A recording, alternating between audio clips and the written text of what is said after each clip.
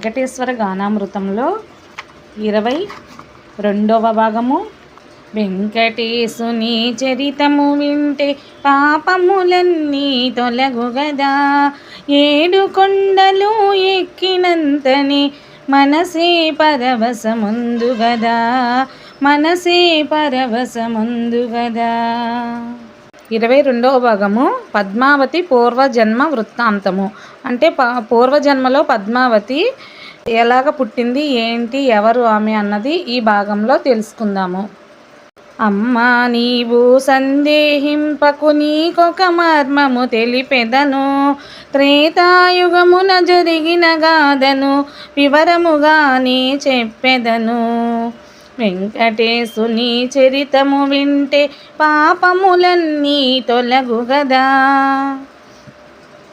తండ్రి ఆనతి తలదాల్చి నేను అరణ్యవాసమే చేసి తిని.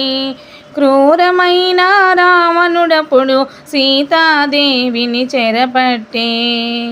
వెంకటేశుని చరితము వింటే పాపములన్నీ తొలగుగదా.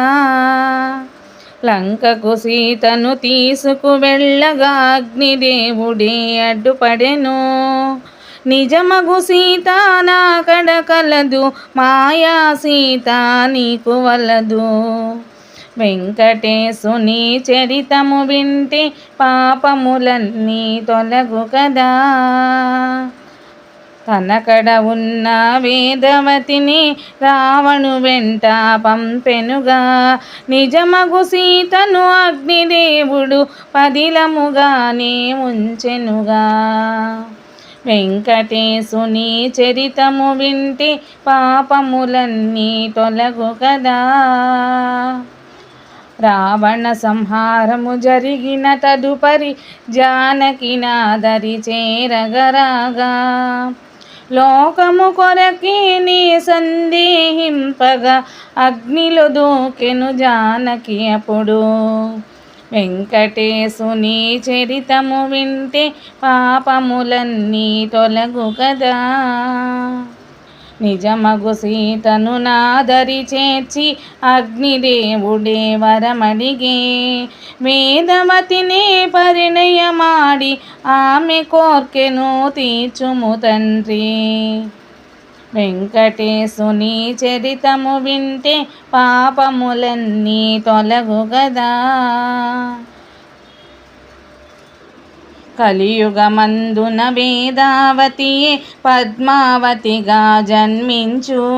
శ్రీనివాసునిగా నేనే వచ్చి పరిణయమాడును నిక్కముగా. వెంకటేశుని చరితము వింటే పాపములన్నీ తొలగుగదా.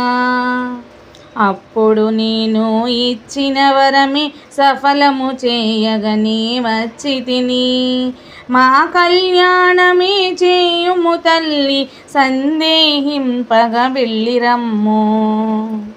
వెంకటేశుని చరితము వింటే పాపములన్నీ తొలగుగదా. ఏడు కొండలు ఎక్కినంతని మనసే పరవశముందుగదా, మనసే పరవశ